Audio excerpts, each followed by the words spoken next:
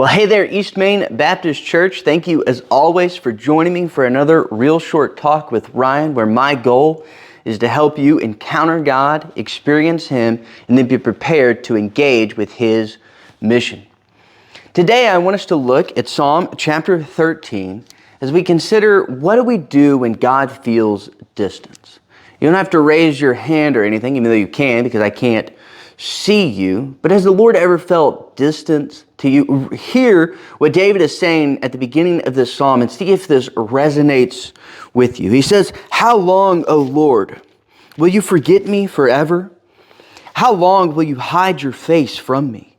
How long must I take counsel in my soul and have sorrow in my heart all the day? How long shall my enemy be exalted over me?"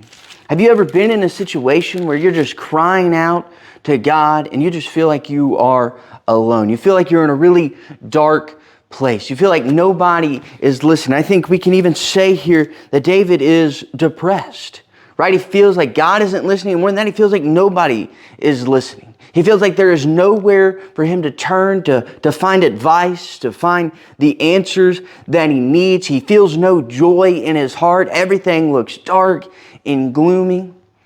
David is there. And I think that's really something important that we see as we study through the book of Psalms, is that you are not alone in the way that you feel.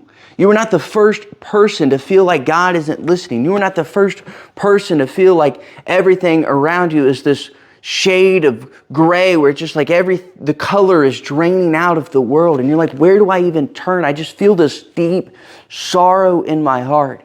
Maybe things aren't working out the way that you expected them to. Maybe there's a sickness. Maybe there has been a death in your family. Maybe there's a job situation that isn't working out exactly how you had hoped that it would work out. Maybe it's just the thoughts in your head, and things on the surface might even seem good, but nobody seems to understand what's going on deep inside of you, and you just feel alone. You are not alone.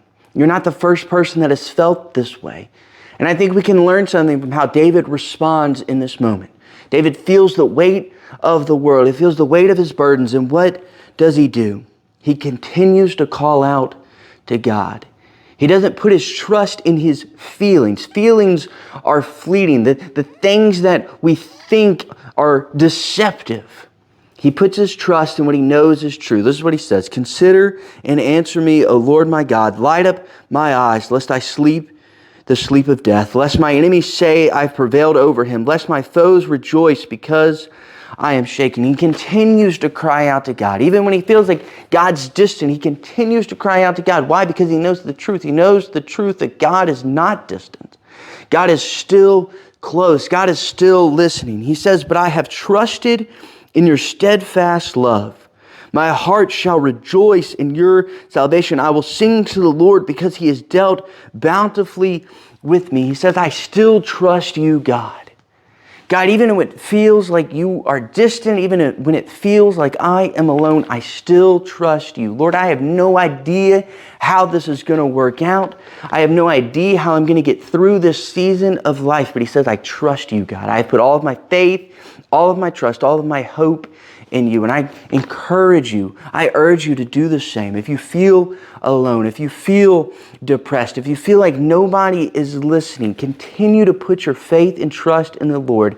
He will deliver you. It might not look exactly how you imagine that His deliverance is going to look, but I promise you that if you continue to trust Him, He will deliver you. He will never forsake you. He will never abandon you. What do you do when the Lord feels distance? You continue to press closer to Him. Don't trust your feelings. Trust the Lord. Trust the truth of His Word. Hey, thanks for joining me today for another Real Short Talk with Ryan. That's all we've got this week, but we'll see you back next week. And until then, glorify His name.